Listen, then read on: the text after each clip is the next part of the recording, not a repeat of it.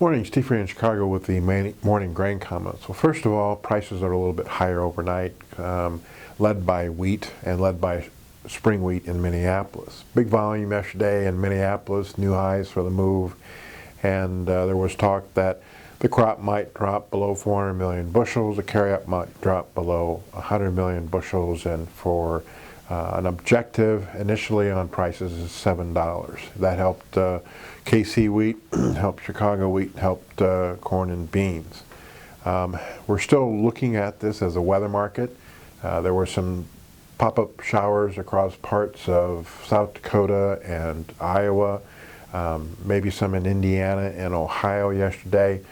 We've got some rains in Iowa and parts of Nebraska today. And these rains are expected to move across the Midwest in the next 5 days. And we're still looking for, let's say, 60, maybe 70% coverage, a quarter to inch and 3/4 locally heavier rains, trying to pinpoint where the best rains are going to be. But some people think that parts of northwest Iowa, southwest Minnesota, and some portions of Illinois may miss these rains. So for the people that miss the rains, it's going to be kind of a big deal, because when we look at the European model, 10 days out, it starts putting a ridge across most of the Midwest. So the market has to decide at these prices what's more important, the rains that are moving across the next 5 days, or the fact that 10 days from now we could see some ridging and dryness across the Midwest. So Monday's probably going to be a very active day to see how much rain we got and what the forecast is going to be.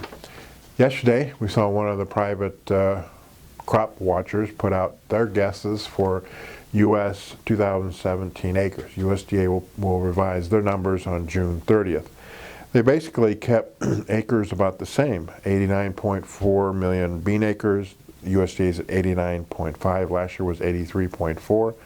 And corn acres about 90.2. USDA in March was 90, and last year was 94.0. So it kind of raised a question mark as to all this talk about a big switch in corn acres to bean acres. They also estimated wheat acres at 45.9. Last year was 50.2. And there is some talk that we may see some lower plantings of spring wheat acres and maybe higher abandonment because of this dry weather. So we're sitting here in what could be the midpoint of the trading range for corn and beans, depending upon the weather.